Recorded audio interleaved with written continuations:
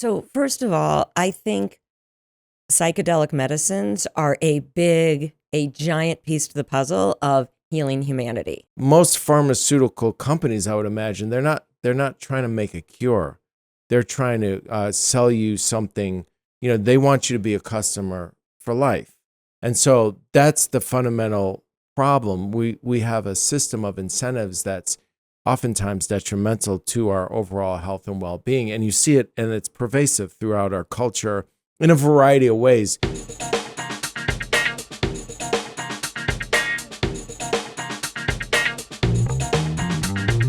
Welcome to Rhythm of Life. I'm Steve Ordower. Today's conversation explores a subject that sits at the intersection of science, spirituality, and healing. The emerging role of psychedelic medicines in addressing trauma, addiction, depression, PTSD, and emotional suffering. For decades, many of these substances were dismissed, misunderstood, and pushed to the fringes of society. Yet today, some of the world's leading universities, including Johns Hopkins, Stanford, Yale, and others, are conducting serious research into their therapeutic potential. My guest today is Lisa Solomon, an educator, advocate, and organizer who has spent years studying the intersection of mental health, trauma recovery, plant medicines, and emerging therapeutic approaches. Lisa has worked exclusively in the fields of psychology, cannabis education, and psychedelic awareness, and she has become a respected voice helping people understand both the promise and the responsibilities that come with these powerful tools. In this conversation, we discuss the healing potential of substances such as psilocybin, MDMA, ketamine, ayahuasca, and ibogaine. We explore how trauma can shape our lives, how neuroplasticity may allow the brain to form new pathways, why integration and preparation are so important, and what current research is revealing about the future of mental health treatment. We also discuss the wisdom of indigenous traditions that may have stewarded many of these medicines for generations, the challenges of commercialization, and the importance of approaching these subjects with humility, curiosity, and respect. A quick note before we begin: neither Lisa nor I are medical professionals, and nothing in this conversation should be construed as medical advice. Our goal is to explore the research, the stories, and the possibilities surrounding these emerging approaches to healing. Whether you're skeptical, curious, or already familiar with this field, I think you'll find this discussion thought-provoking and eye-opening. Please enjoy my conversation with Lisa Solomon. Thank you for being here, Lisa. It's wonderful to see you again. And we've been talking, ever since I've met you. I know that you are into different modalities to help people with trauma and stress, and, namely psychedelics, ketamine. You invited me to a psychedelics conference, which was really, really fascinating. Before we begin, I just wanted to, and this is something that you suggested that we do before talking about any modalities. I think it's important that you mention this, and I totally agree that we acknowledge the indigenous cultures who have stewarded many of these plant medicines for generations. Could you talk a little bit about why this is so important to acknowledge the indigenous people that have brought some of these modalities to the mainstream? Yeah, if it were not for them and their ceremonies, we may not have been aware, ever become aware of so many of these incredible medicines. It's also important to note that they use them ceremonially primarily, and through different rites of passages or different healing. So it's a bit different when some people in Western cultures are using them just to party, to get high, to trip. So it's there's a little bit of a break there, but I am so thrilled that they have done this and that they are open to sharing some of these traditions with us. And we really need to honor that, respect it, and, I think in some way compensate them for this knowledge that they are sharing with us. Interesting. And so what are some of the most well-known ones? I mean, I know there's ayahuasca, magic mushrooms. Could you talk about a little bit about the most well-known ones that have been extremely effective in some of the issues that people are dealing with?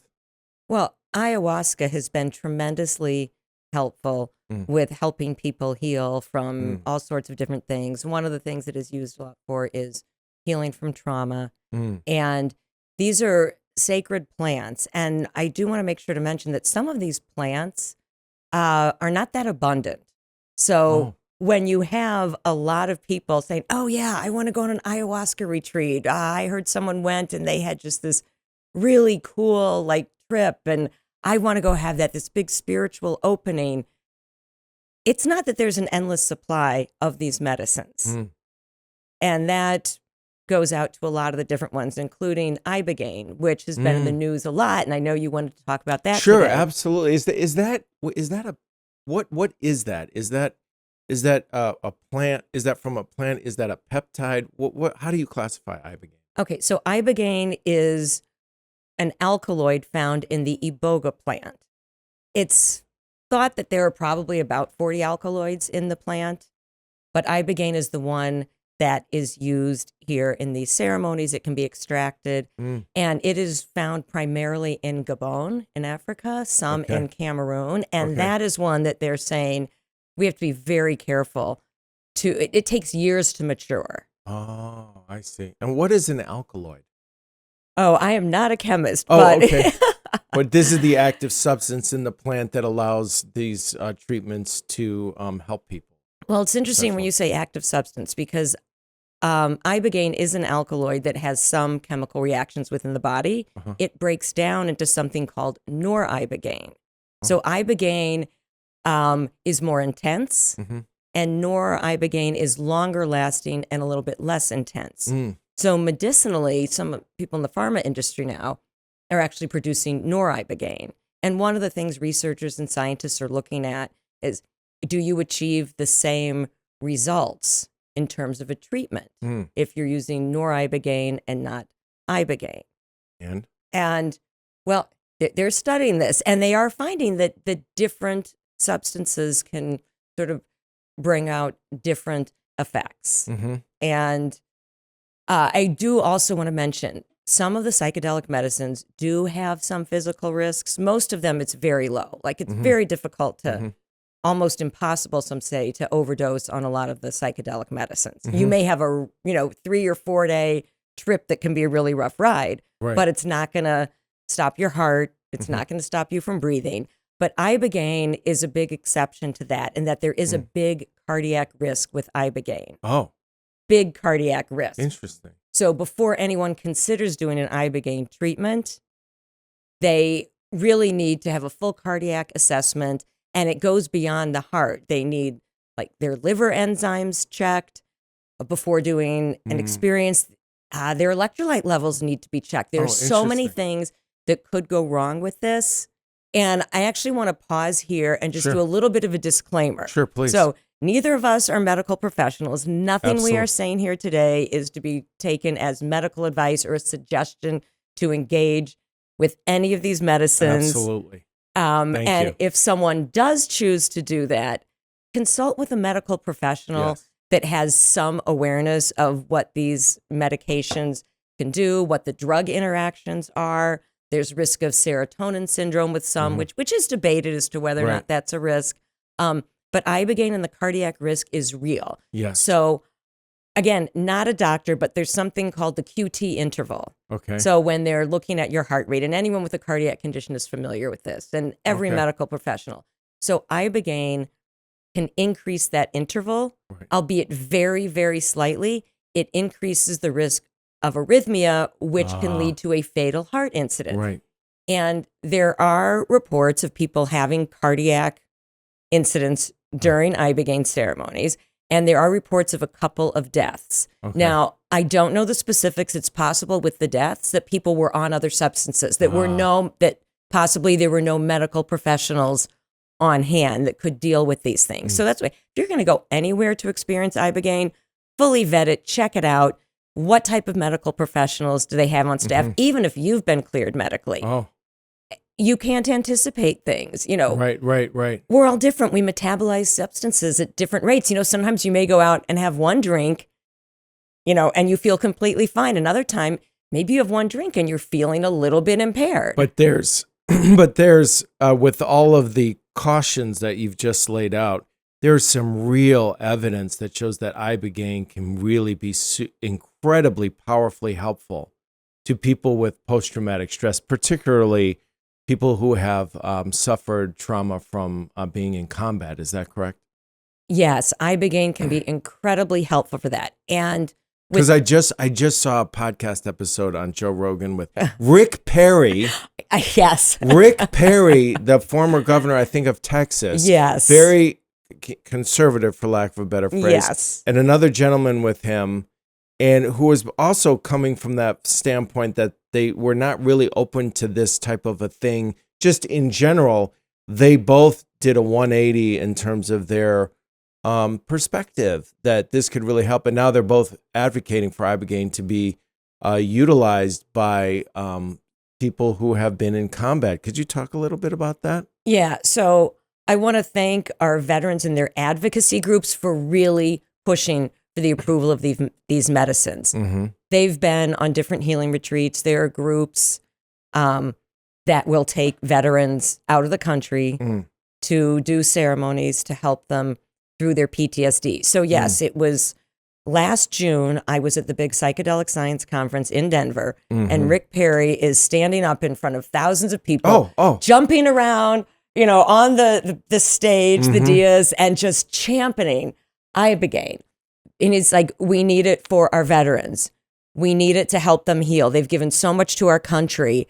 How can we not give them access to a medicine that can help them get their lives back? The ones that really, saw difficult things in combat. And 2 years before that, keynote, he was jumping all around the stage as a huge proponent of MDMA. Really? And there have been longer studies going on with veterans to treat them for PTSD with MDMA. And that actually, I think that's phase 3, might even be 3B clinical trials now at the FDA. And there are many of us, experts in the industry, that think that approval will come through next year, given the executive order that came out of Joe Rogan, calling out to Trump on that recent podcast. And why is ibogaine so effective for people who are experiencing PTSD from combat? What is it doing? Is it reshaping, I guess, the neuroplasticity in the brain and can get people, knock them out of these patterns of thought? Is that what's happening? Oh, you could be interviewing yourself here, Steve. Yeah, so it does. So a lot of these psychedelic medicines sort of open up windows of neuroplasticity, during which time it's easier to reshape behaviors and thought patterns. And it was fascinating because at the Psychedelic Science Conference a few years ago, they're doing it every other year, Rachel Yehuda, who's a fabulous scientist at Mount Sinai in New York, who is one of the lead researchers on the MDMA for PTSD studies, was asked, or the panel was asked, and she decided to answer it. Is all PTSD treated the same? Is there any need to differentiate when you're treating people for PTSD? I think the answer would probably be yes. It was interesting because she said people who have been victims of violent events, of crimes, yes, while their experience was different, they were victimized. She said the group that really stands out, that needs to be treated differently, that really needs these psychedelic medicines, is combat veterans. And what happens is you take someone who, because nowadays you enlist, there's no draft right now. So people who join the military do so for a variety of reasons. One, they may see it as getting them out of a difficult situation, creating opportunity. Others sign because they want to serve their country. They believe we're, so lucky to have these freedoms, and they want to make sure we keep them. They want to protect people that are compromised in other places. And they don't always think, I might one day be put in a position where I have to shoot someone, set off an explosive device, do something that is going to maim or take the life of another human being. It might be someone on the opposite side who could be a soldier who also signed up to protect their country, who was really a truly kind-hearted person, didn't want to inflict harm on anyone else. It could be there's going to be collateral damage, but you have to do it to prevent a horrific incident. So these people have a type of like mortal injury and mortal wound that is very different. That's a good way of putting it. Yes. And so what happens is like with MDMA and with other medicines, they can step outside of their ego, outside of their self, and see this from a different perspective, because psychedelic medicines can allow you to see things from a different perspective. So you can realize, they might have been struggling for years, really depressed that they inflicted harm on others, but they can see, wait, I did this because this was my job. This was my duty. And this act prevented others from being harmed. It saved the lives of other people in my troop, or it prevented an imminent attack somewhere else. And not that it's forgotten in any way, but it can change the way the body responds to it and the way their mind sees themselves. So it allows them to heal as a person, to become more whole. But something I want to say here before you respond here is that the magic in these medicines is not just in the medicine. It's not just in the experience. There is a lot of integration that really supports this. So no one should think I can go do ibogaine, MDMA, ayahuasca, and I'm going to fix this thing. I'm going to lose my addiction. I'm going to become whole again. Because you've changed like this thought pattern, but what is the new one going to be? And how is it going to stick? So, I mean, it seems painfully obvious that if someone's dealing with trauma or any emotional issue or mental issue, that they need to consult somebody who's well versed in this, because it's a medicine and it should be dealt with in a very responsible way. It's not, there's a clear distinction between using something recreationally, which, some people say, hey, let's take some mushrooms and trip and have a good time while we're having this fun weekend, as opposed to using psilocybin in a proactive therapeutic way. There's a huge difference between that, and obviously what you're advocating is for the responsible use of it. And if it's used responsibly in the hands of somebody who really knows what they're doing, that has compassion, care, and a deep understanding of how these work, they can be very powerful in allowing people to reshape their thought patterns that can help them heal. Yes, and the indigenous groups and many others who've been involved in this space for any amount of time believe that the medicines are alive. These plants are alive, that they have spirits. So that's one of the big issues with using these medicines in a clinical setting instead of in a ceremony where with someone like with a shaman or another type of leader who has worked with these and it's been passed down through generations, what to do with them. So there is a question, are the effects as powerful, as profound when you do it in a clinical setting? And they are seeing incredible benefits and healing. In the clinical settings as well? From them being done in clinical settings. Well, which would you advocate? Well, it's really, I think for different people, it's going to be different. Some people... It's a case-specific type of thing? Will not have the means, won't have the support or the ability for whatever reason to go experience it in a ceremony. And there aren't enough people to serve these medicines in an indigenous ceremony for everyone. And some people don't want outsiders coming in. And, while they're willing to share these medicines to a certain degree, there might be parts of their culture that they want to protect. And that's something that we have to respect. Yeah, for sure. Well, we should respect that. I don't know if anybody's, because, I want to touch on that in a little bit, but could you just tell me a little bit about your background and what brought you to this type of work, and just talk about the type of work you do in this community? Yeah, so my background is varied. From a young age, I, did things helping kids and always thought, maybe someday I'll work with kids. But went to college, ended up studying mathematical economics, worked for investment banks in New York and London. You worked in finance. Yeah, I helped launch like new derivative products. For me, it was really fun. I get to play Did you say derivative products? derivative products. Oh, I know what those are. Okay, so before Those are very complex. Nobody knows what the hell they are, but only the people who do it. Yeah, I have a dear friend of mine who does that. well, So anyway, before they were legal in the U.S., I was helping launch a department for a subsidiary of a U.S. bank in London. So it was really fun. Like the attorneys here said, we don't know what you're talking about. Here's a paragraph. Turn it into a legal document. So I got to play the part of an attorney. I was like creating marketing materials. But I always felt like something was missing. That was not my lifelong calling. It was fun. It was exciting. I got to live overseas and travel a lot while there. Okay. But when I moved back to the States, I decided to get back to pursuing something to work with children. I'd taken some education courses early on, psychology, and I decided to study psychology and ended up for my practicum working at a treatment center for sexually abused children. Oh, boy, that's And heavy. yeah, it wasn't that I chose it necessarily. It was there weren't that many sites working with children. So I thought, okay, this is an opportunity to really step outside of my comfort zone. Yeah. And I did. My clients were ages 2 to 16. And then I also worked with adult male offenders in a group setting. And I was very uncomfortable with that at the beginning, but made my peace with it, thinking, okay, think of the learning opportunity. And that's how I went into it. And wow. And also possibly being able to interrupt that pattern of behavior. Yeah, I was wondering, how do you do it? Can you interrupt this? Because, I had heard it's cyclical.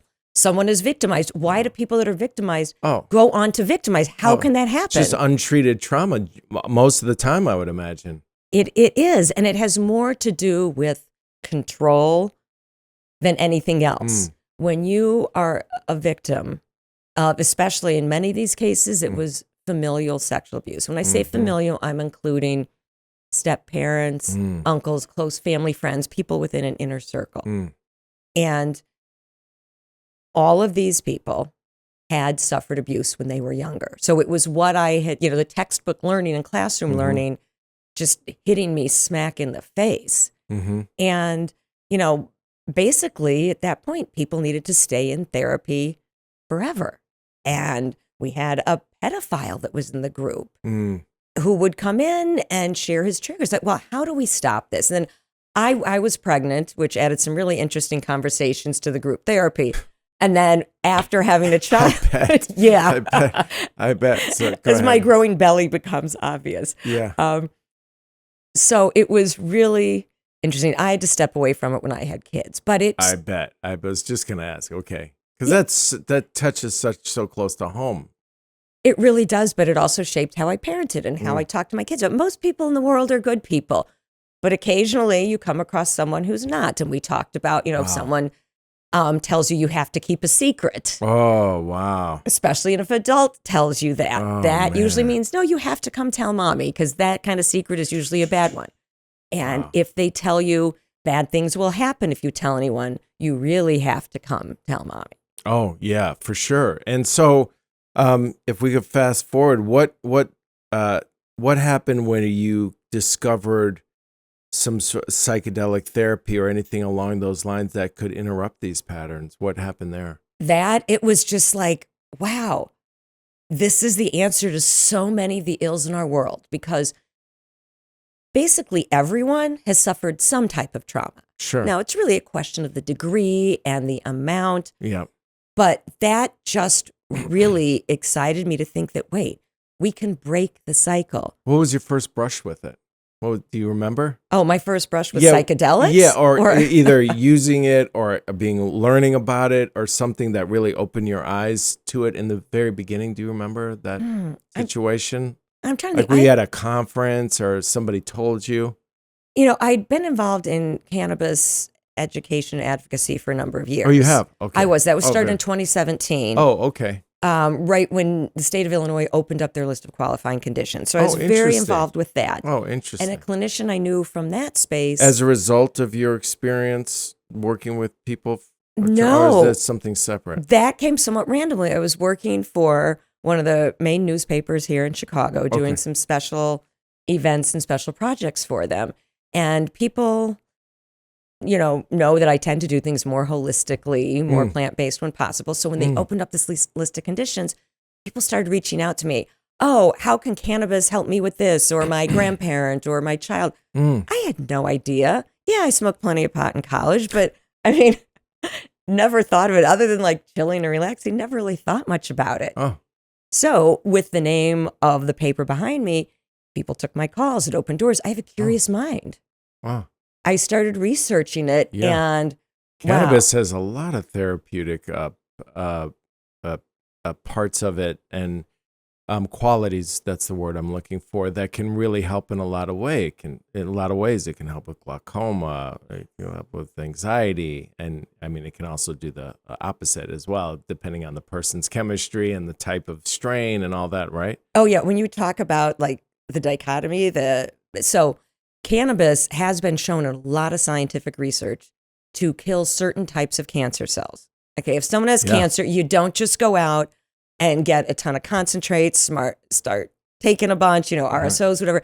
That will work for some cancers.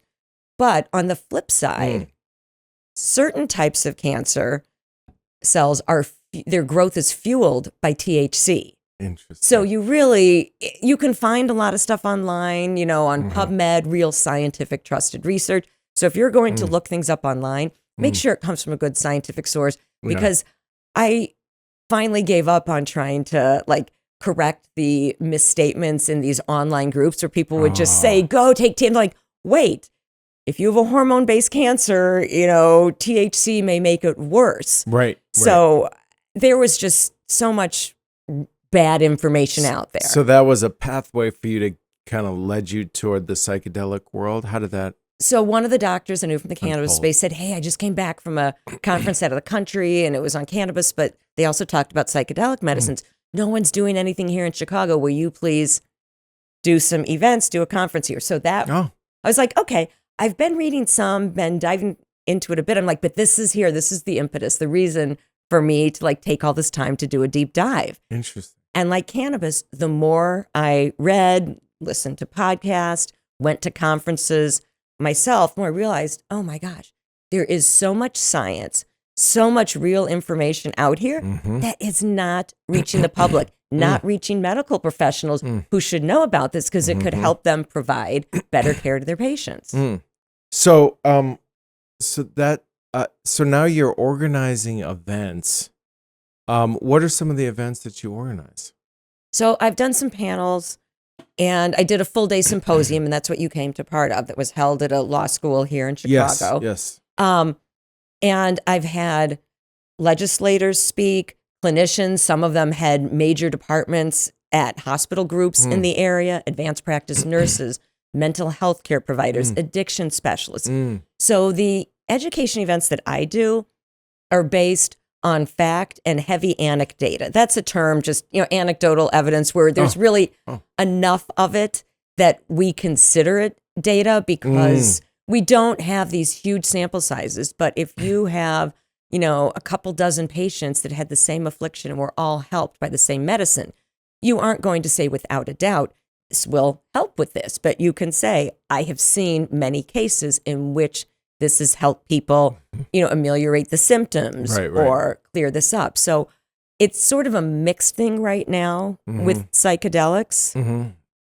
But just seeing the power of the plants. And I have personally spoken with hundreds of people that have healed by using these various medicines. And how do you define psychedelic? Because I think, that term's thrown around a lot, but can we get specific for our audience? Yeah. So psychedelics are medicines that can alter perception, mood, or understanding in ways that can lead to profound psychological insights, emotional healings, or spiritual connections, but especially when done in an appropriate setting with intention. Because you mentioned earlier, people are taking, these drugs to go out and party. So in my mind, sort of the difference between a party drug and a medicine is the intention, the setting, and the dose. Because these are dose dependent. For sure. Could you just say that one more time slowly? I just want to break that down. Could you repeat that again? Just and I jotted slowly. things down. No, please. Yeah. Okay. So they can alter perception. Alter perception. So that's probably what most people realize. And what's the next one? Mood. Mood. It can alter your mood.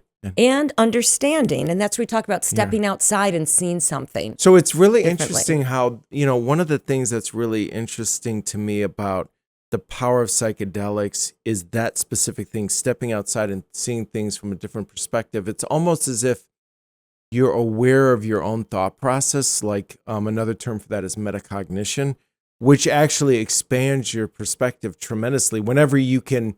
Like, for instance, I'm working on another podcast about the history of the left-right political spectrum. And one of the things that the hope is for people to understand is how are they relating to politics and how are they recognizing how they're relating to politics. And so this particular thing that you're talking about is really interesting to me. And it seems to make sense physically what's happening in the brain, getting back to the neuroplasticity is, for those who aren't familiar with that term, it's the connections of, the different neurons in your brain making different connections. It's fundamentally almost rewiring your brain to a degree in a healthier pattern. Does that track for you, or how would you explain it? Yes. Okay. I have about 50 things I want to say in Say response to what you just said. I'm then, trying to keep them all straight. Go. Okay. Yes. So they open up that window of neuroplasticity. Another thing that many of these medicines do is they temporarily interrupt the default mode network. And a simple way to think of the default mode network is monkey mind. Okay. Like when your reaction, or default mode network, when your reaction to something is the same time after time. Like when somebody's in a rut. Yes, and they exactly. they keep exhibiting the same type of behavior in a certain situation, no matter how much their friends say, hey, that's maybe harmful to you, and they just can't get out of it, or they either they can't get out of it or they don't see it and everybody else sees it but them. It's almost like when that little circle's spinning on your computer screen and you're waiting for it to get to the next thing, but it just won't. It stays there. So they can interrupt like patterns of negative thought, of self-deprecation. Oh, wow. Because that voice in your head, it can be very powerful. Yes. And so that's when the neuroplasticity comes in, when you open that up a bit. And that's why I talk about integration therapy being so important. Could you define integration therapy? Like, what do you mean by integrating? Okay, so first I'll back up and talk about preparation. So Sure. before you have a psychedelic experience, it's really important to do preparation. And there are people that specialize in doing the preparation for the ceremony. It's talking about expectations, about the intentions. And part of the preparation comes down to the biological part.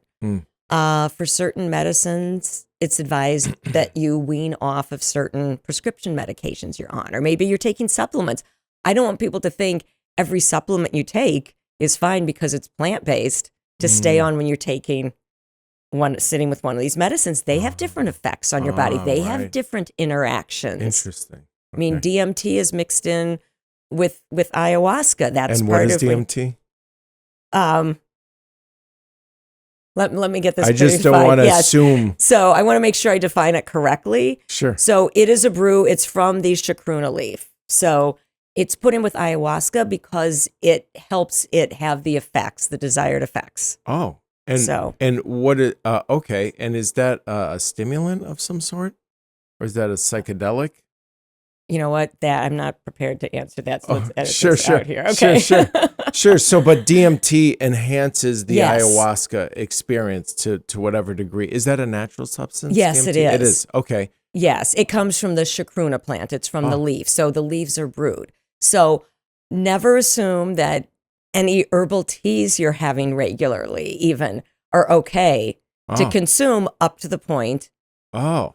These teas are from different plants and they have, we take teas medicinally too. So just check on everything. If you're going to do an experience, don't just think, oh, my friend flew back with this from here. I'm going to go sit with them. They're going to sit with me. You should look into it more. It's not just like people used to eat some shrooms. Are there people in this? Do you have to leave the country to have a proper practitioner guide you through these experiences that will be responsible and helpful, or are there practitioners in this country that can really walk you through this in a responsible way? That's an excellent question, and you would get different answers from different people. So, because some of them I think are responsible, but may have to be underground because it's not completely legal. Is there some legal issues there, some legal gray area? there are some institutions here, groups here that have been able to get a religious designation. So they apply to the government, they get that. Most of them, there are one or two that are real. There's a Brazilian group. Interesting. There's lineage, and that is a real one. And I can't imagine that would ever be questioned by the federal government because it would be very politically damaging to do that. That is for real. Oh. Native Americans, peyote, that's fully legal. But then you have what people call churches, and they are in a number of states across the country. They've gotten this religious designation, and they can serve some of these medicines legally. But it is a gray area. And a year or two ago, Michigan, I think it was their state police raided a bunch of these churches, arrested people. But so if you go to one of these churches, you can sit with the medicine legally. However, I would really look into who is running them and who is going to be sitting with you. So just give some thought to, you're taking these medicines, they're sitting with them, however you want to phrase it. You are in an altered state. You are a bit compromised in terms of being able to stand up for yourself, stop something from happening. You're very vulnerable. You can be suggestible with a lot of these, and physically you may not be able to respond as well either. Well, it reminds me of, there's a lot of questionable churches that are making a lot of money tax free. Great analogy. So, something to be aware of when you, in one's journey to try to find a proper practitioner in this regard, obviously. Yeah. So there are also, there are a lot of underground groups, as you mentioned, and they're underground because they don't have legal status. But some of these people in the underground groups have been holding ceremony for decades. Some of these people started back in the 70s. Some people are here. They come from tribal lineages where they've been working with these medicines. So just really look into it. And okay, I am not, again, suggesting anyone do this, but if someone feels the need to do it. Our lawyer is really happy with you. Thank you so much. There are meetups, there are psychedelic societies in different states. There are online groups, but really look into the people that you might be getting a recommendation from. Right. Look at people's experiences that sat with people with different medicines. And again, get a medical screening. And I know a lot of people are in the position where if they ask their practitioner, they risk being kicked out of the practice. That happened here, 10 years ago, and is probably still happening in a lot of places, even with people who want to use medical cannabis. Their doctor will say, I don't know anything about that. It might interfere with your medicines. If you're going to take it, you can't be in my practice. That has happened to countless people. Oh, I bet. Well, I was going to that leads me to this, the question that's rolling around in my head, because, whenever something comes out on the market, and I would imagine that a lot of pharmaceutical companies are already thinking along these lines. How do we commoditize this, and how do we control these type of medicines, and how do we profit from it and commercialize it in a way that usually doesn't benefit people, and how the way in which some companies have controlled insulin, it's despicable. So could you speak to a little bit about that, about the commercialization desires of some of the companies that have seen some of this and said, hey, we got to control this?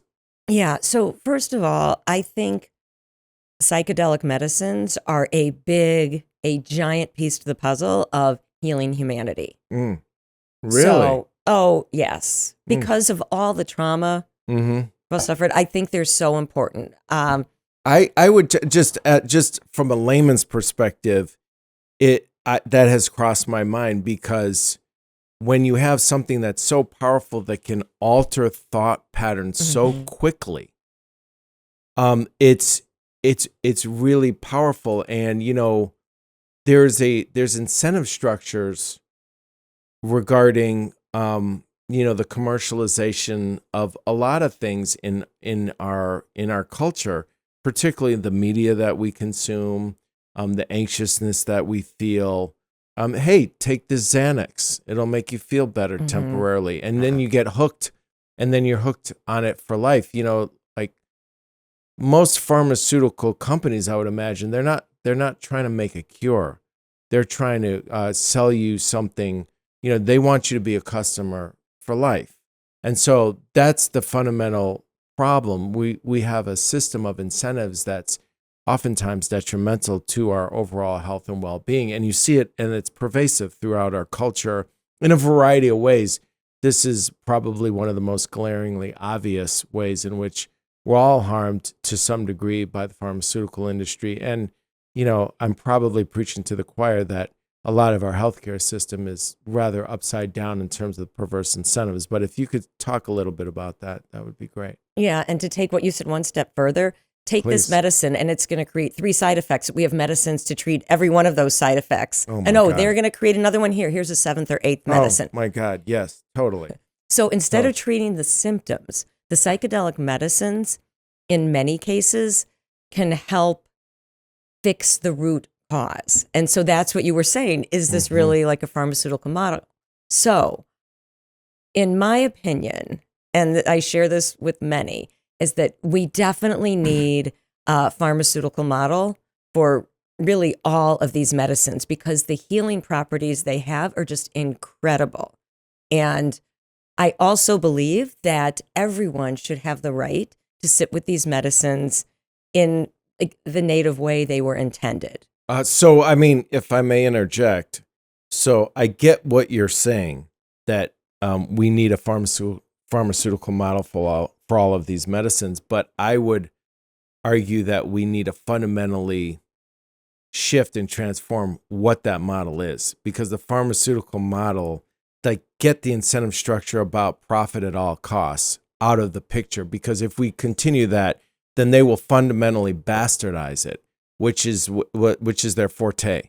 Let's like stranglehold, these wonderful medicines, and then like give it in a way so that we can eke out as much profit and string it out, as opposed to give it the way it's intended. And so we need to have laws in place and tamp down, because the pharmaceutical industry as a whole, especially the large ones, they have way too much control over Congress financially, and so they're strangleholding it. And if politicians get out of line, they've got like an army of lawyers and lobbyists coming at them and putting pressure on them, and then they primary them, and so they don't get in office anymore. So I get what you're saying, but we need to transform that model. Right. So the reason I was kind of smiling and starting to laugh here is because as you were saying that, I was thinking, people in the psychedelic space joke, oh, we just need to like give psychedelics to like all like the world leaders and,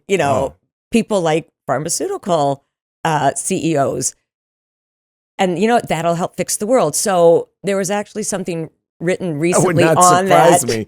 Yeah, go ahead. Related, there's a study done about people that like were authoritarian in nature. Can we give them psilocybin and see if that changes things? Oh, I'm sure it would move in the right direction. However, the medicine alone won't do it. And that's the whole thing. It's got to be the intention, the set and setting, and the integration afterwards. So if we could do that for all these people in power, yes, we could have it set where it was more about the healing than the profits. Yes, absolutely. Well, this really brings to mind an incredible documentary that I'm sure you're familiar with, How to Change Your Mind, by Michael Pollan, a wonderful journalist. Was also one of the 2 journalists that brought Food Inc. to the screen, looking at the agricultural industry in this country. Brilliant thinker and writer. This documentary, when he sat and talked to people about how it really changed their consciousness and their perspective, was really profound. So when you say, when I saw that, it didn't surprise me, but it really inspired me about what's possible. And it's almost like, you know, I'm not the most religious person, but it seems like it is a gift from God, some of these medicines, because it can get you to broaden your perspective in a way that's just so positive and helpful. And, the world needs as much healing and positive vibrations as possible. And so when I saw this, it was amazing how it even transformed people who were dying, and they knew that they were dying. That's what really blew me away. And it opened their mind up to really take advantage of the time that they were here in such a beautiful way, in such a profound way. It was very, very moving. And so if you can get people to shift their perspective, and I've heard this from time, I mean, the possibilities are endless. And I've heard this time and time again from people. As a matter of fact, one of my neighbors told me about this psychedelic experience they had, 20, 30 years ago. And it really shifted his perspective in all the best ways. It made him more patient. It made him see the beauty in other human beings way more, as opposed to sizing people up so quickly. That went by the wayside in a big way, and it stuck with him.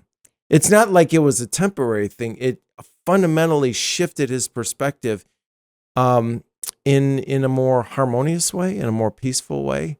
I think that's beautiful. So when you say that it can actually really help the world and change the world in for the better, there's some quantifiable evidence that I believe that would lead one to believe, that is actually possible. Right. And so, like your neighbor's experience, not everyone needs integration therapy. Some people have the experience, they get a shift that just helps them feel like they're in the place they're supposed to be at, and everything is good. But that is not always the case. And that's why it's important just to have that integration therapist, ready and be prepared in case things come up that are unsettling. So is that the term that you're using for just any therapist? No. Oh, no. Okay. No. So, but no, I'm talking about any therapist that would help somebody through a situation, through using any of these substances, or integration is something specific. And so could you define that a little bit more? Is it integrating their background and setting the mood and the intention and all that, and integrating it with other things? Oh, really good question, because in my world, integration therapist is just like a common term for integration. So, sure. But I'll define it here. So an integration therapist is someone who has studied and been trained and worked with people to understand how to help people integrate what came out in their psychedelic experience into everyday life. Oh, interesting. So do they prep them for the psychedelic experience and work with them afterwards, or just the aftermath? Some would help with the preparation and do the integration. Oh. There are some that focus on one or the other. Oh. But usually the person that sits with you in the experience is really there with you for the experience. Some of them also do the integration. So they're not mutually exclusive.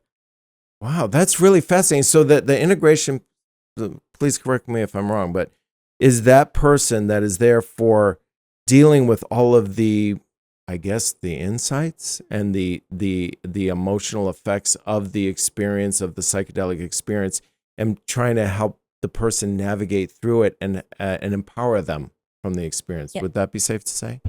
Yes, and I'm going to give you two sort of opposite issues here that could come. Okay, so one, let's say you have someone who's been a hardcore alcoholic for 20, 30, 40 years. Ibogaine has been showing just phenomenal results with curing addiction. Like, will literally change the person's relationship with alcohol or with a number of substances. And quickly, right? Oh, one and done in some cases. I've heard also it's extremely effective with heroin, which is that's... I've never heard of anybody being able to break their heroin addiction so quickly, ever. And then I heard about ibogaine, and I was, again, referring back to this podcast with Rick Perry on Joe Rogan. I was like, the things that they were saying. Okay, so we'll take that as an example. You're a heroin addict, or someone, not you. Someone's a heroin addict. they're on the streets and, vacant apartments, scoring wherever they can. And that's been their life for a few years. Right. Someone, in your life, someone cares enough about you and has the resources to get you to an ibogaine retreat, to have this experience. Mm-hmm. It resets your brain, shifts things. You don't have these cravings anymore. And it's both physical and emotional that can be reset. So this is why it's so powerful. Because oftentimes for people who don't realize that, I've heard this term of, particularly with heroin addiction, people who are addicted, they talk about their next hit as getting well. Because when you're in between hits, there's such a physical, horrible feeling that comes over you, but not just emotionally, but literally physically, you feel like absolute crap. And so, that just kind of piggybacks on what you were saying. Yeah. So you have the heroin addict who doesn't have the cravings anymore. You have the alcoholic who spent the bulk of the last 30 years outside of a job that they managed to keep in a bar. Okay, what do you do with your life now? You need help figuring out how to reintegrate. You may feel, hopefully a lot of the shame went away during your treatment, but there's still hurdles to overcome. Family members, you might have stolen money from people. Oh, wow. Beaten your spouse. Oh my gosh, yeah. So there's a lot, and that's why I say it's not just the medicine session. So this is where the integration specialist is so important. And for some of them, people say, individual can be good for some, but for certain types of things and certain medicines, they feel it's better to do community group work. Interesting. Because the medicine has a spirit, has this connection. So it's really a question of what's going to be best for your healing. And that may sort of unwind as you're going through it. Wow. So have you done any of these, if I may ask? You may ask. There are a lot that I have not done, and a lot of my knowledge comes from people I know who've done them, from people sharing on podcasts. So I have tried IV ketamine because I was working with a clinician on their practice, and I wanted to experience it and think, what is this like? What is ketamine? What is it, and what does it generally do? So first of all, ketamine gets lumped in the category of psychedelics a lot. Okay, but it's not a psychedelic? Because you can have these spiritual visionary experiences. I've heard of it, but I don't know much about it. So ketamine is a prescription medicine. It's been legal in the U.S. for at least 60 years, I think, maybe more. Okay. It's a dissociative anesthetic. So ketamine is used. It's used in the ERs a lot because if someone comes in, they don't know if they're high on something, it's not going to interact with a lot of the street drugs. So if they need to calm someone down, they can give it to them quickly. Someone going from the compound fracture, they don't know if they're on anything. They got to do something and get them into surgery, give them ketamine. I see. So ketamine is a big street drug. People snort it. But it's been used medicinally for decades. We know it's a safe medicine in its clean form. Okay. Buying ketamine on the street, you have no idea what you're actually getting. If there's that grain of sand size of fentanyl in there that can kill you, or something else. So ketamine was approved for off-label use a number of years ago. Okay. It was. What does it help you with? Well, it's help people with. It's used for treatment-resistant depression, which I take issue with that term, treatment-resistant. It's just they have not found the right treatment. A lot of these psychedelic medicines work so well. I see. But it's used for that. And if someone's suicidal, a ketamine is like a wonder drug just to snap someone out of a suicidal state or very deep depression. Really? Wow. The effects do not, in general, tend to be as long-lasting as they are from these experiences on true psychedelic medicines. So ketamine protocol now for someone who has this treatment-resistant depression is generally 6 treatments over a 3-week period. I personally believe that while it is not physically addictive, could easily become behavioral addictive. So my one experience with ketamine in a clinical setting, and so it's available IM, which is intramuscular, where they'll give you an injection in a major muscle. It hits almost instantly. Really? IV, they set up a saline drip and then they push the ketamine Okay. at a certain time, and that both of these are administered based on body weight. Mm. It's also available and covered by insurance in some cases in a nasal spray form, Spravato. That's a great term. And Great name. I think the lozenges might potentially be covered in some cases.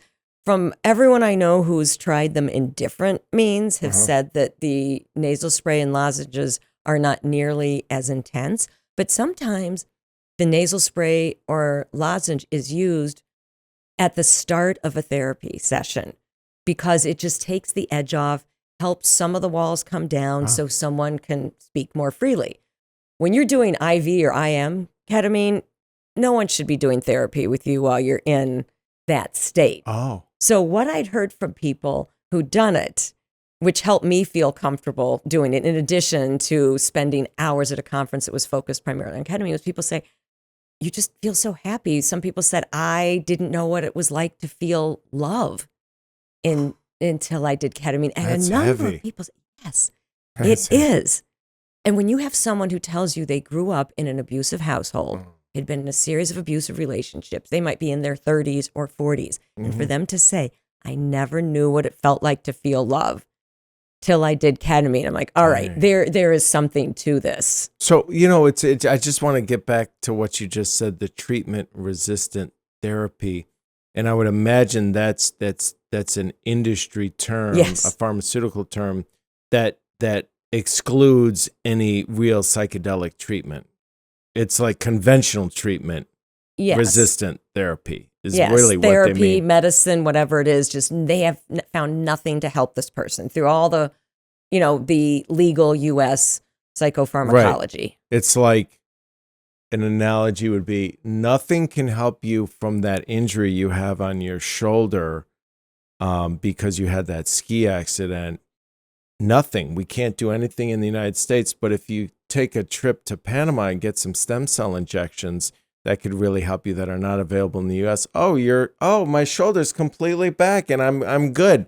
So that's kind of like the conventional closed-minded thinking. So that term is very interesting because a lot of perspective is shaped by the terminology and the language, and it's really subtle, but it's so powerful. And that's just a perfect example of this. It's really interesting that you mentioned that. I want to bring up something that some might find controversial, but please. Okay, 12-step programs. We're in a podcast. Okay. Controversy is awesome. Go ahead. 12-step. It's 12-step. My big issue is that someone has told you have a disease that you're always going to be fighting. Stay in the program, you can stay healthy. I don't like that Seriously, negative. that's a part of a 12-step program? That's my understanding. You have a disease, stay in this and you can be healthy. Keep working the program and you can be healthy. Oh. But I don't like the implication that you have a lifelong disease, that you're like alcoholism. Like once an alcoholic, always an alcoholic. I personally have an issue with that. I mean, and we've seen healing. Absolutely. We're seeing healing with these psychedelic medicines. It's too soon to see if that is lifelong. There are ibogaine clinics in Mexico that have been helping people for years now. And like 2 years out, they're seeing people still, they might have a drink once every 6 months, like a drink, never have a compulsion to have a second one. They don't know if that's lasting. They're thinking maybe at some point someone needs to come back for a tune-up. But still, that's so different than you're always going to look at alcohol and need to use a lot of self-control to not want to drink it. Oh, well, I mean, this just, so many things pop into my head and just like how ridiculous so many medical professionals that I've encountered, that the things that they come out of their mouth that I've heard are so irresponsible. They have no clue in terms of the power of the mind to heal and the power of belief and what they're telling you. I had a issue with my back many years ago and my spine was nicked. And so I couldn't sit up without getting these incredibly intense headaches. And it healed itself within about 4 or 5 days and I was fine.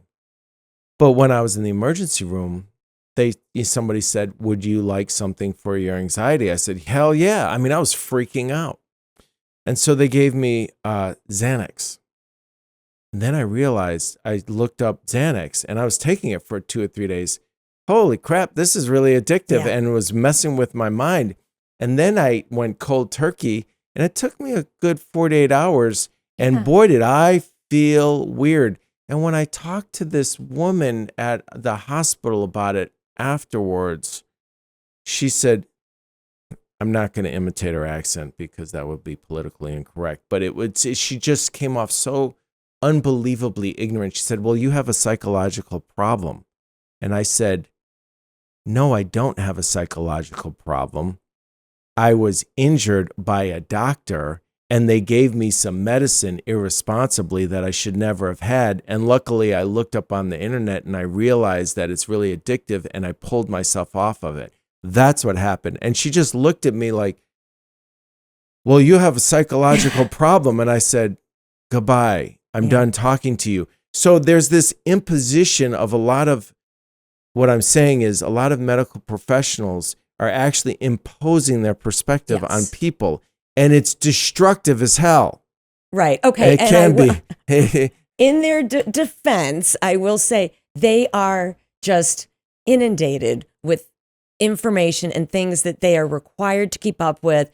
If they're at a practice or a hospital system, they don't have the time. I think the clinicians, with us having such a litigious, society now, there's so much they have to do. There's so little time for them to keep up with new things that are not so mainstream yet. So I think it would benefit everyone if every medical practice, hospital group could have a psychedelic medicine specialist. So this way the doctors know it's okay if a patient asks about it. It's okay if a patient tells them they're, using medical cannabis or engaging with these medicines. They can, they won't have to worry about the liability. They can say, oh, then you need to speak with our plant medicine specialist to make sure what you're doing is safe. That would be so wonderful, but just listening to you talk, the likelihood of that just seems so out of reach. Although you never know. You never know honestly, when I saw Rick Perry in that interview, I realized, man, people can really have a shift of perspective because he was all about, he was really honest. That I was so struck by that interview on Joe Rogan with him talking about ibogaine.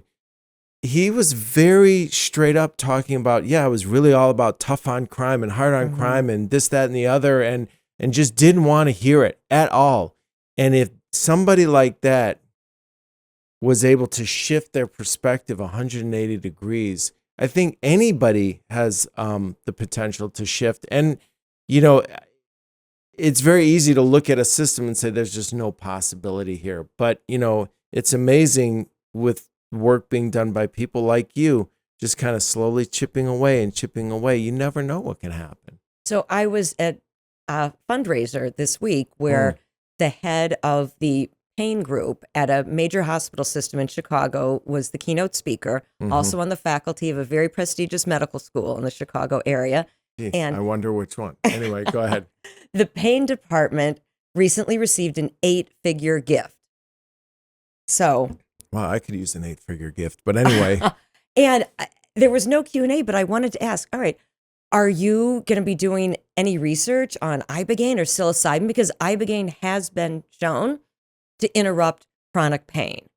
And psilocybin is being shown. Physical pain. Yes. Oh. Yes, because really? of the neuroplasticity. Because a lot of the pain, it's like, I don't know if you're familiar with the term phantom limb pain, but someone who loses a limb for years can feel like that arm or the leg or the hand is still there. So psychedelic medicines have been said to support that. Wow. So why shouldn't they be able to break up the chronic pain cycles, just like so many other things? We need some of this money allocated to study that. So I'm not saying they're not doing it, but he didn't mention that they are. And this is what everyone listening, everyone has a loved one, if not themselves, that has experienced something, probably most of us out here, that could be helped by some of these psychedelic medicines. Advocate when you see letter writing campaigns, write to your legislators, look online, find things. there are so many things that the average person can do to help move this forward. So Rick Perry, as you said, for him, it's about the veterans. These are people he realizes they sacrifice so much for our country. And Absolutely. while it's a small percentage of people that served that actually saw combat, those people saw and experienced a lot. And it's not just them. We need these services to be available and funded for their loved ones. Yes, absolutely. Absolutely. And also that brings me to the topic that I believe you wanted to talk about is the different dosages specifically regarding microdosing. Could you talk a little bit about that? Yeah, and there's been a lot more popping up about microdosing. So microdosing has, for the most part, referred to psychedelic medicines, although people are taking a broader microdosing cannabis, which can be have some psychedelic properties of really high THC levels. Microdosing, I've never heard of that. But people talk about microdosing all sorts of different things now.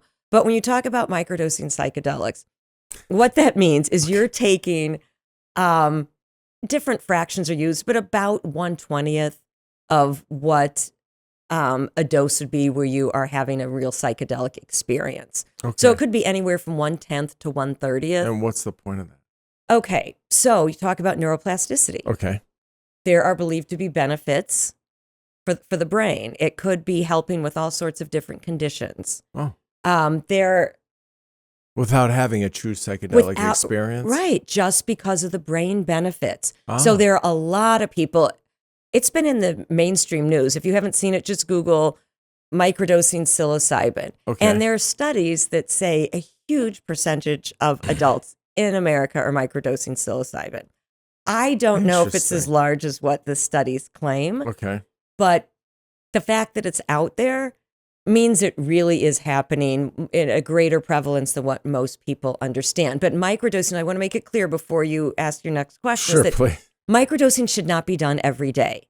It is very easy to build up tolerance to these medicines, even at a microdose. Huh. There's a lot of science. So much is known about psychedelic medicines, what receptor sites they operate on, whether it's the serotonin or the CYP2D6, whatever. There's science here. So don't think this is just all. Well, yeah, it's good to note that in Michael Pollan's documentary, what was really interesting that I didn't know is that there was a lot of wonderful research being done in the 70s with acid, LSD rather, and other psychedelic substances, and it was shut down by Nixon, basically.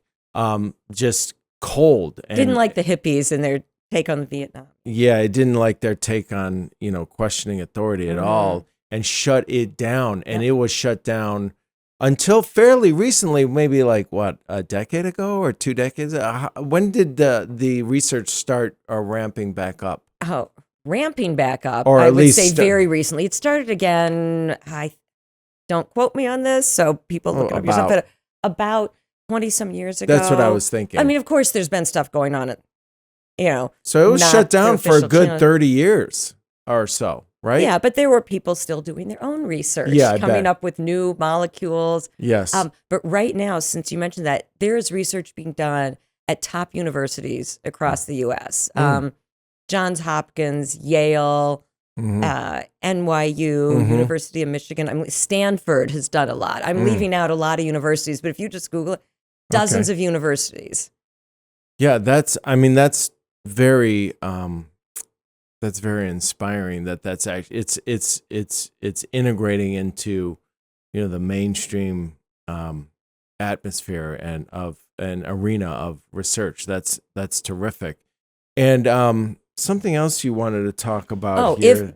It links into this research here. Oh. So another way to experience psychedelics legally, if you have a condition that is being researched, go to the website clinicaltrials.gov and you can type in your state, you can type in a condition or a medicine and see what's happening near you. Could you say that website again? It's clinical trials, CLINICALTRIALS.gov. Okay, Adam, could you make a note to put that in the show notes, please? Yeah, go ahead. And there's research happening everywhere. I shouldn't say everywhere, in many states. So you're completely covered in terms of all the screening Really? the medical checks. Oh, They're great. not going to give you anything unless you fully qualify. So that would be a great place to start for people that are interested in and possibly taking advantage of some of these modalities. Yeah. That would be a good place to start and get, some great information and some options for them. Yeah. And another Mhm. option, if you have the financial means, Mm. you can go out to Oregon, and Colorado just recently launched, and New Mexico will sometime within the next 2 years. There are legal psilocybin clinics, either open or being opened. Really? Yes. New Mexico, you said? New Mexico Okay. passed last year. Okay. Yes. Really? Okay. And they're trying to get it going as quickly as possible. Hey, Adam, could you look into some flights for me to New Mexico? I'm just, okay. Well, New Mexico's not yet. Head to Oregon. Oh, Oregon. Okay. And Is that go. what Are we're you a doing? hockey fan at all? I appreciate hockey. Okay. I'm not really an ardent fan, but why? Is there some good hockey going on there? Retired NHL player Dan Carcillo Okay. owns a couple of the clinics in Oregon. Oh, okay. Well, hello. Just almost A fell over. ghost in here. Yeah. And a spirit. Well, is that because of the work that are the positive effects some of the psychedelics can have on trauma to the head and the brain injuries? Yeah. So Dan Carcillo credits psychedelics with basically saving him his life, giving him back his life. Really? So these psychedelic medicines, many of them, especially ibogaine, is really a leader. Psilocybin can do some of this. They can help repair the brain. Real? You mean from traumatic CTE? Okay, so definitely traumatic brain injuries. And here's the thing with CTE. You can't officially say someone has CTE till the autopsy. However, when they have the full list of symptoms and it's told, yeah, you probably have CTE. So he's had NFL players out there, other hockey players out to his clinics that were exhibiting symptoms of CTE, the erratic behavior. Yes. And violent sometimes, Very. like out of nowhere to their loved ones. And they're, I've heard that they're somewhat aware of it, but yet they can't control it. And it's really just a horrible, horrible situation. So with the legal psilocybin treatments at these centers in Oregon, they are seeing the symptoms reverse. So he's on a lot of podcasts talking about this. I heard him speak at the conference out in Denver. Because did you hear? I mean, did you know of this movie starring Will Smith about traumatic brain injuries, particularly in football? And I didn't. It's a really well done film, actually. And what's really striking is they actually profiled, I believe, one of the ex-Chicago Bears, Dave Duerson, who committed suicide, and he shot himself in the chest so that they could study his brain. And if he had had the benefit of this, who knows, he may be here to this day. It is really incredible, just the differences. And when you see that, how can you say it's not because of the medicine if they've been deteriorating for years? And it's not just the traumatic brain injuries. It's also a lot of these neurodegenerative conditions. Well, so you mean like- Parkinson's, and Alzheimer's? MS, dementia. Yes, Alzheimer's. Okay, the researchers are hesitant to put things out in writing yet because it's very early. So there's some scientific evidence that would lead people to believe that this may be possible, is what you're saying, that it would compel more research. It has been seen.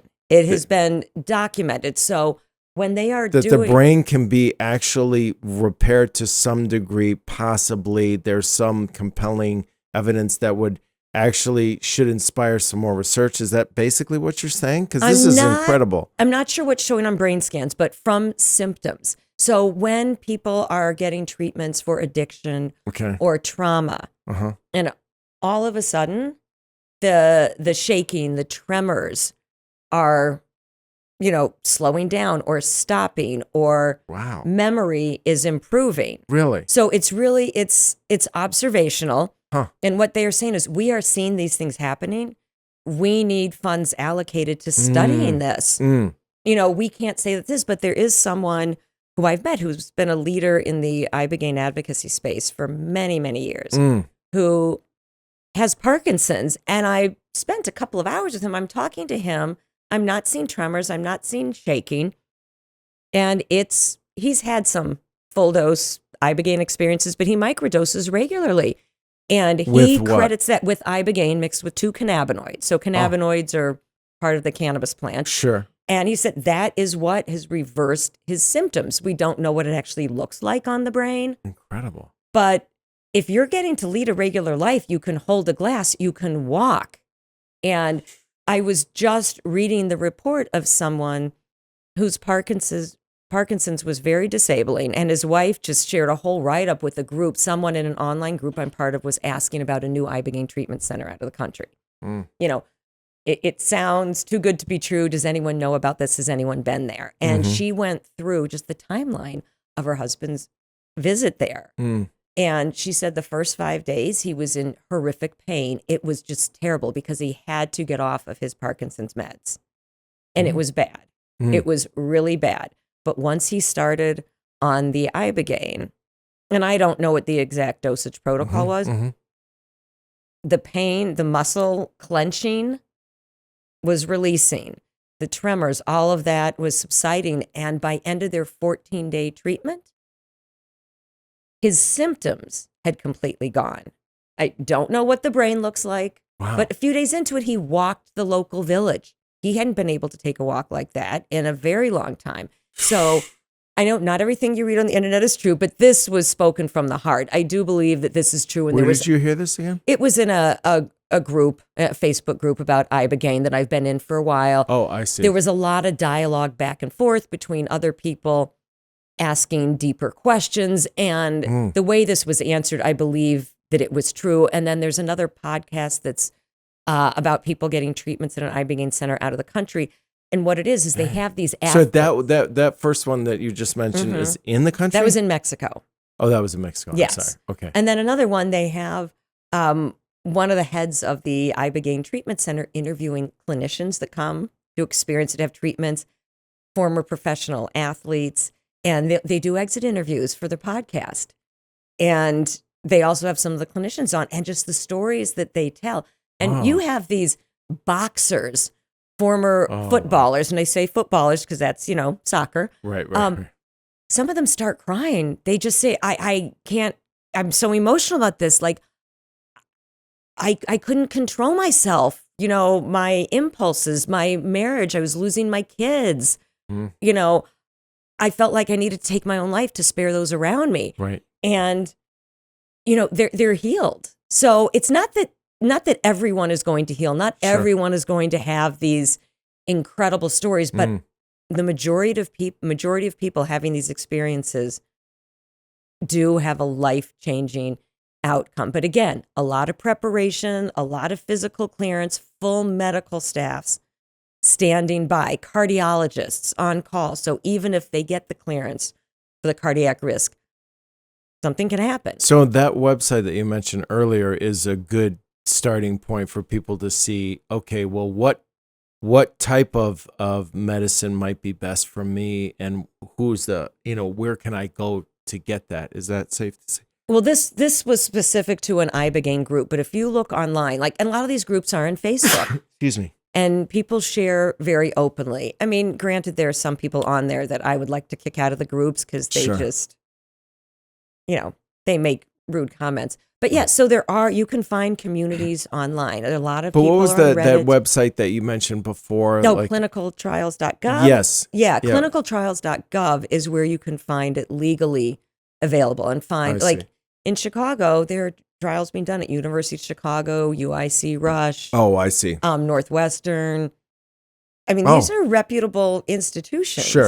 Sure. But also there's other places that could be very, very good, but that aren't within the legal framework in this country. Yes, and they are legal in other countries. Yeah, go to some of these communities online, to Facebook, to Reddit, to find your local psychedelic society. Find people that you feel like are being upfront and honest. You can tell aren't trying to con you. It'd be it's a interesting terrain to navigate, and obviously you want to try to find people who are trustworthy.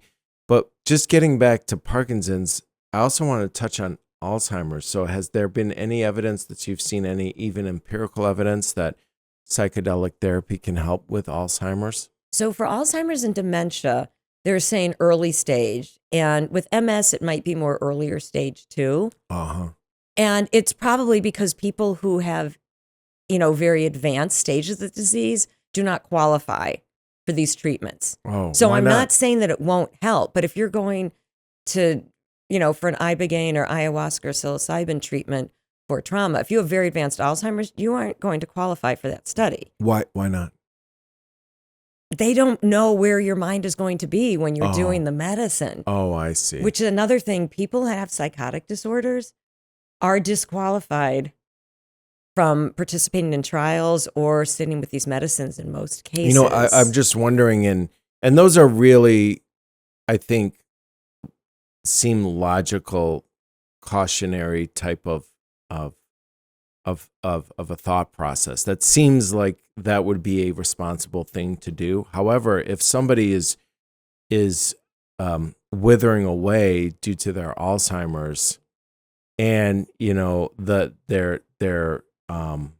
spouse is seeing this, and they're willing to try, and there's a practitioner that is extremely well versed in all of this, maybe they'd have to go to Brazil or somewhere out of the country.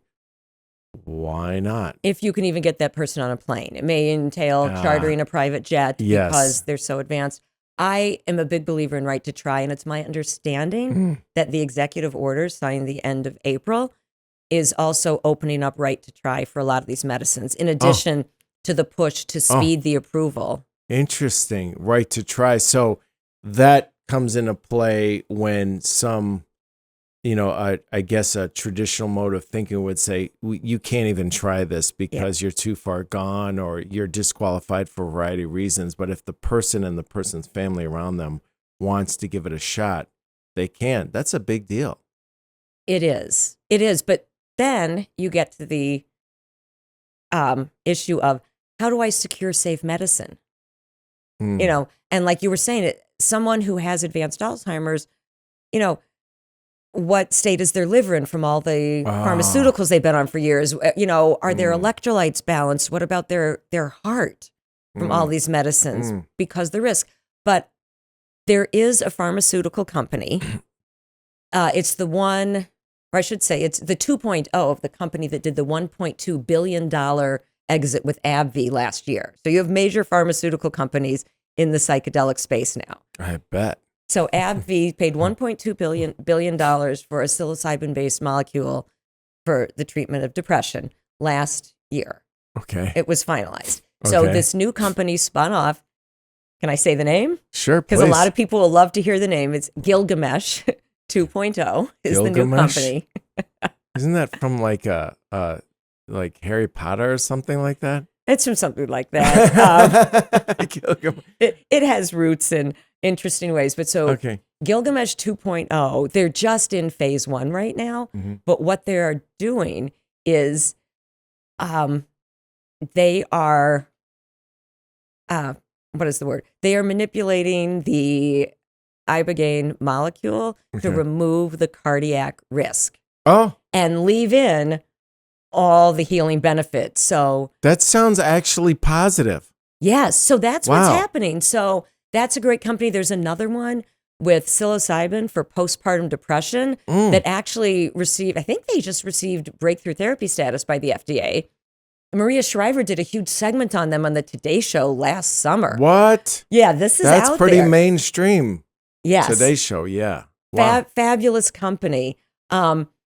So there are medicines that are out there like being used. So people can look up these companies, not the Gilgamesh 2.0. I mean, it's too early with that ibogaine yet. Sure. But one of the things is, so this company, Reunion Neuroscience, that's for postpartum depression, it's a psilocybin-based molecule, but it shortens the psychedelic period to 3 to 4 hours instead of being about 7. So it makes this treatment, it brings down the cost significantly, because if you need, people sitting in the room with someone for that many hours and then the processing afterwards, a 7-hour psychedelic experience could end up being, 11 or 12 with the preparation and just the coming down afterwards. So making that 3 or 4 makes it much more accessible. And pulling out the cardiac risk from ibogaine Wow. Wow, that is. I mean, that's so inspiring, and it gives me some hope to think that there are some actual pharmaceutical companies that are implementing something good. That's huge. They That's are. And here's where it is a pharmaceutical model, money wise. It's not going to be necessarily as great as the current model. mm-hmm. But if microdosing is as good for the brain as many of us believe it is, Mm-hmm.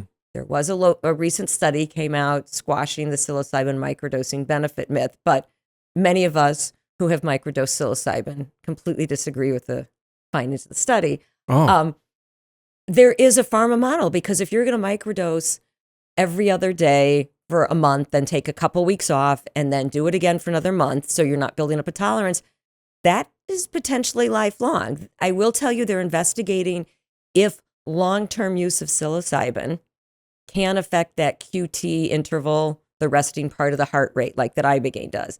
Some say long-term psilocybin use can, but from the studies I've seen, there were no standards. It's like, are you talking people like taking a few grams a couple times a week? Are you talking microdosing responsibly? mm-hmm. We don't know. So if you see something in the news, look at the basis of the study. Mm-hmm. So, I mean, obviously, how you quantify this and how you qualify it makes a humongous difference. How you speak about it, but what you're saying is there was a study that says microdosing psilocybin really didn't have any positive benefits, but people who are taking it and doing the microdosing anecdotally are saying, well, actually, we are experiencing benefits. Actually, very subtly, just want to correct that. They said the benefits that they are seeing from people microdosing psilocybin did not vary enough from the placebo group. Uh-huh. So they're saying the placebo effect, which there is one, was about equal to the psilocybin. Well, I mean, the placebo effect is real and the power Yes. of belief is real. Uh-huh. And that's a whole nother conversation. Yes. I've heard of studies where Parkinson's patients that were on medication for years were given placebos and they acted the same exact way as if they were given the medication. So, if you believe something strongly enough, your brain will create that effect in your body. Right. I'm reading a book right now called The Holographic Universe, and it touches on the power of belief. And there's a lot of quantifiable evidence that showcases just how powerful the mind is. I mean, by some of the most credible institutions in our society, which is amazing to me. If you really extrapolate that out, but not everybody can, cultivate their mind to be so powerful over their body. So, these type of psychedelic therapies can be very, very helpful. And so where do you see the, and I just wanted to make sure that we touched on this thing. So, you said there was a study released in 2025 about a couple of dozen clergy that I wanted to touch on that did psilocybin together. Yeah, it sounds like a joke to start with. Oh yeah, the imam, the rabbi, and the priest go into a bar and they take some mushrooms or something. Isn't that what happened? No, go ahead. Yeah. So instead, they walk into a treatment room with synthesized psilocybin. Did this really happen? It really happened. So it was an imam, a rabbi, and a priest. Who there was were it? 24 clergy. Okay. They shared the information in different periodicals that reached a lot of different religions. Oh, okay. There was an imam, a Baptist minister, priest. I will tell you, it was heavy on rabbis. I think there were about 4 or 5 rabbis. So it was a requirement to be psychedelically naive. So does that mean that those in the rabbinate are more psychedelically naive, or were they just more open to the psychedelic response? Or did they all sign up first? I don't know. But Are they all into the Kabbalah? So, I mean, mysticism. It varied. So you had 6 or 7, I think, different faiths represented. Oh. So they did 2 psilocybin experiences a number of months apart. Okay. And again, psychedelically naive, meaning no one had taken shrooms or, dropped acid, done any of this at any point in their life. Really? Oh, okay. All right. That was a requirement. Oh. So what was fascinating is that it was I think it was 96% of them. So there's one outlier, but 96% of them rated their psychedelic experiences as one of the top 5 spiritual experiences in their entire lifetime. What did they take? They all take the same thing? It was psilocybin, yes, but synthesized in a lab. So it was, they didn't actually just say, oh, here, eat some mushrooms. Well, when you say synthesized in a lab, is it still the natural substance? They can replicate all these medicines in a lab, and it's the way to give an exact dose of what it is. So, okay. They were taking psilocybin, which breaks down into psilocin in the body. Same drug. I see. But so when you say synthesized, just to be specific here, they're replicating it to whatever degree. So it's kind of natural, kind of not. Right. Right. And some have said from another study that was completely different, not about spiritual experiences, but was about physical healing. They did say that the spiritual experiences were not as profound. Interesting. In the synthetic versus the natural. Interesting. Because that could be a very slippery slope, is what I'm saying. Replicating natural modalities that a lot of people think are really wonderful. Then all of a sudden we're recreating it in a lab. And then, extrapolate that out. And, certain companies do that with food. I'm using air quotes, which is not food. But this sounds to me like it's, at least they're trying to be ethical, hopefully. It's the same molecular structure. So I'm going to equate this to the cannabis industry. Okay. So, people go and now to the grocery store and they buy cannabis beverages in most states. Seriously? Oh, yeah. They're in most grocery stores. What? So here's the thing. If it's from what the feds determined was the cannabis plant, back in the 70s during Prohibition, when they just drew the line in the sand and said if it has above 0.3% THC, it's cannabis. Under that, it's industrial hemp. Okay. So the CBD products that you see everywhere are from hemp. Okay. So the loophole in the law that most states, or at least half the states think are still allowing, is they can take the CBD into the lab, slightly alter the CBD molecule, and it becomes delta 9 THC, which is the most prevalent, ingredient in cannabis that gets you high. Interesting. I didn't know that. Oh, yeah. That's why they're sold legally in most states. Some states have outlawed any of the CBD byproducts.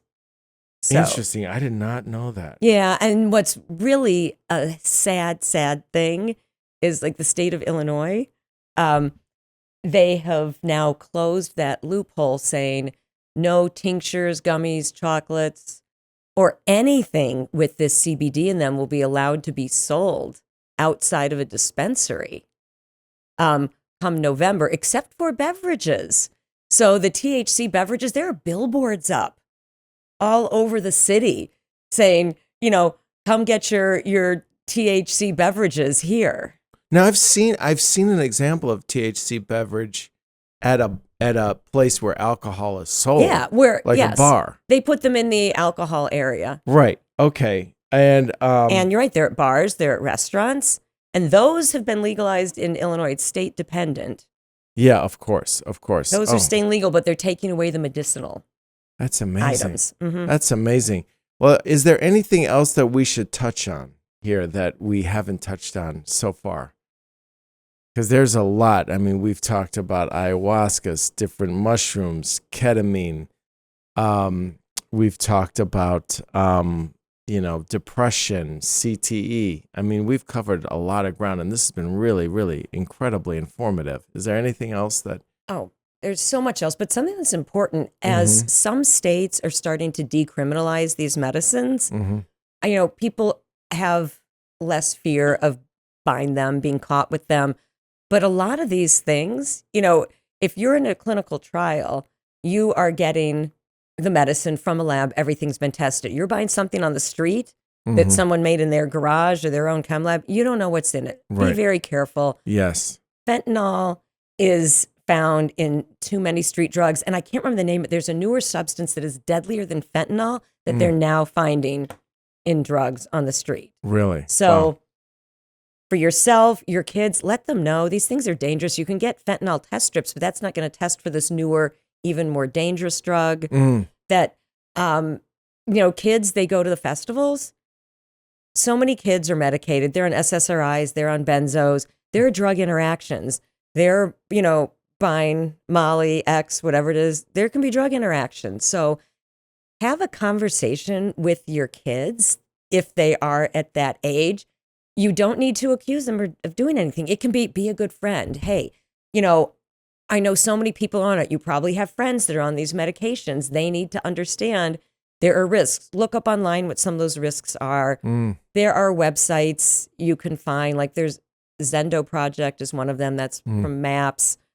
And we can add some other to the show notes later that are great. Good resources. Absolutely. And there are some free resources on one of my favorite websites from one of my favorite people in the industry. His name's Ben Malcolm, dubbed Spirit Pharmacist. Okay. So it's spiritpharmacist.com. Okay. Some of his resources are free. He is a psychopharmacologist that focuses on psychedelic medicines. And I'm actually taking one of his courses now that does a deeper dive. And hey, a lot of the psychopharmacology is way over my head because there is a lot of science. They understand the mechanisms of action to a certain degree. And they know a lot about interactions. Which are critical. And so just to wrap up, and thank you so much for all this wonderful information, where do you see the future of these modalities going? I mean, it sounds like things are really moving along in a positive direction. They are. And regardless of what your politics are, I hope you all accept that executive order to move these medicines through faster as a win for humanity, because that's truly what it is. And this just came down like late recently. April, the end of April, And what did that allow for specifically? It told the FDA to speed up approval of psychedelic medicines. Oh. And again, opening up right to try. So I don't know what the actual FDA dictates are from that. I see. But the idea is let some of these medicines through. So many of them are in phase 2, phase 3 trials. We know that they're safe medicines. They're really trying to figure out the dosage. And part of the reason MDMA did not get approved by the FDA last year, as many of us hoped it would, but knew there were some hurdles, is that they attached a therapeutic component to this. And the FDA was like, we don't set therapeutic guidelines. And they had a committee hearing of lay people, because that's the way they do this. And you could tell by the questions they asked, many of them were anti-drugs. They believed the 1970s, this is your, the egg in the frying pan, this is your brain on drugs. They had not looked at any of the science. That's how Rick Perry used to be. Right. And they were bringing in hearsay and rumors and things from decades ago that were false, had been proven wrong. And the people from the actual FDA would interrupt occasionally and say, as the rules state and as we've reminded you, you cannot bring hearsay into this conversation. But they kept doing it over and over to push their agenda. And, that was an unfortunate happening. But as I said, I think this is going to pass next year. So to everyone, again, look for good resources, read up. If you think you can be helped by something and there's no trial near you, keep looking. Ask your practitioner if they're aware of anything. We want them to become curious. We want the practitioners to learn things. Yes. One of the things I'm doing is I'm helping launch the Illinois chapter of the Psychedelic Medicine Association. And that was started out in LA. They're trying to get state chapters up and running. I'm working with a psychiatrist who's been in the space for a while and the head of the integrative medicine group at a major Chicagoland hospital system. So we're going to be doing some educational events for practitioners. I'm going to continue doing events that are for practitioners along with the general public. Oh, terrific. Oh, that's great. That's terrific. And how do people look you up and keep track of what you're doing and get a hold of you potentially? They can find me on LinkedIn. Lisa Solomon, put in Chicago, Breakthrough Therapies. We'll put a link to your LinkedIn profile in the show notes. Yeah. And are you any other social media that we should know about that people can touch base with you on? They can reach out to me on Facebook. I don't post regularly. Okay. I am going to start posting more. I share a lot on LinkedIn from the psychedelic space. You do? LinkedIn is a space where people are allowed to write articles about psychedelics using all the letters in the word, not having to substitute a $ or a 3, for an E, because they get banned from, from Instagram. Oh, interesting. Oh, yeah. Oh, I didn't know that. Yeah. And Facebook is doing better, but yeah. People get banned a lot from the cannabis space, the psychedelic space. So LinkedIn is where psychedelic information is shared. Wow. And you can find a lot of groups to share on there. On Facebook, there are some private groups of people who are working with certain medicines or have certain conditions, wanting to know if it will help. You have to answer a few questions. They'll look at your profile. They want to make sure you're not a bot that's going to come in, or you're not someone who is going to just say very hurtful things to people who are really struggling to get healthy. Yes, absolutely. Well, thank you so much for this. And how do you, if someone asks what you do in this space, how do you convey that? What you actually, is there a title that you go by? Well, I'm an advocate, a proponent, and a facilitator of educational experiences. Excellent. When it comes to like in general, or with specific reference to psychedelic therapies?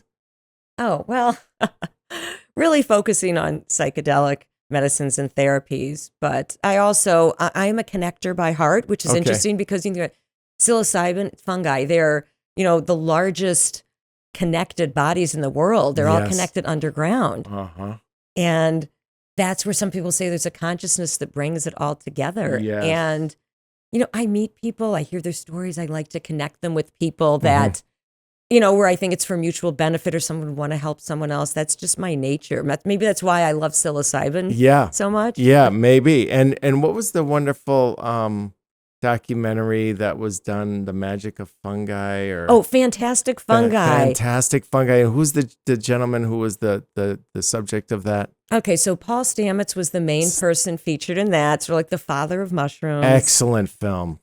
And the cinematographer on that is Louis Schwartzberg. Okay. Who is fabulous. And if Fantastic Fungi is not still on Netflix, I'm not sure if it is. If you Google it, you'll find it, because Louis Schwartzberg has his own incredible website set up with nature photography. Oh, yeah. And I mean, the documentary itself is so informative and insightful about how powerful fungi actually is. I had no idea. And this interconnectedness on the floor of the forest and jungles, it's just unbelievable. It really blew my mind. So 2 documentaries you should watch is Fantastic Fungi and How to Change Your Mind with Michael Pollan. Lisa Sol. Yeah, Ann?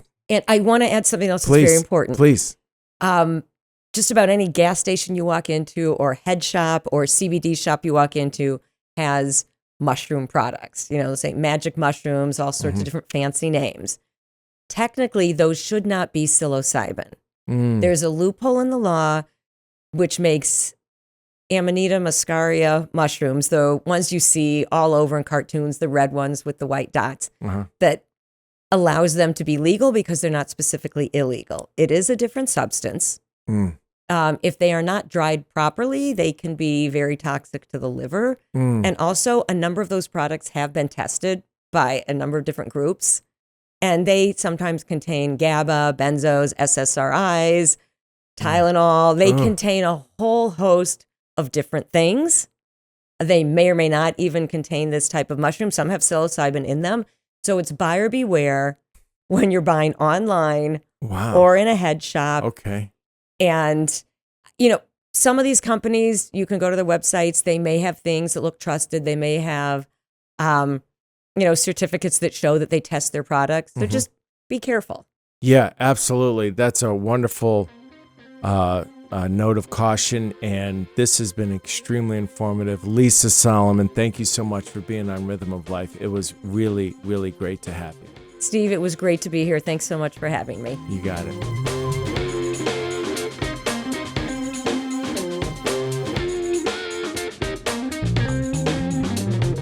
Thank you for joining us for this conversation with Lisa Solomon.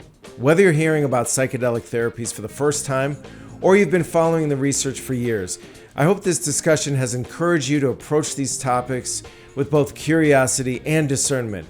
One of the themes that stood out to me through this conversation is that healing is rarely as simple as treating symptoms. Whether we're talking about trauma, addiction, depression, chronic stress, or emotional wounds that we've carried for years, true healing often requires us to look beneath the surface, to understand the root causes, to challenge old patterns, and to remain open to new possibilities. As Lisa emphasized, these therapies are not magic bullets. They require responsibility, preparation, guidance, integration, and a deep respect for both the science and the traditions from which many of these practices emerged. But the growing body of research suggests that we may be entering a new era in our understanding of mental health, trauma recovery, and human potential. And if you're interested in exploring some of these topics further, be sure to check out the Vital Circuit YouTube channel. Coming soon, we'll be taking a deeper dive into red light therapy, building on our recent conversation with Kipling Solid, and exploring the science, applications, and potential benefits of this rapidly growing field. We'll also be releasing a dedicated episode examining psychedelic therapies in greater depth, looking at the research, the risks, the opportunities, and what these emerging treatments may mean for the future of healing and mental health. This show was produced by me, Steve Ordower. The editor is Adam Shakur. The graphic artist and social media manager is Carrie Tanner. And before you go, I'd like to ask one small favor. If you found value in this conversation, please subscribe to the show, give this video a thumbs up, leave a comment and share it on social media or with someone who might benefit from it.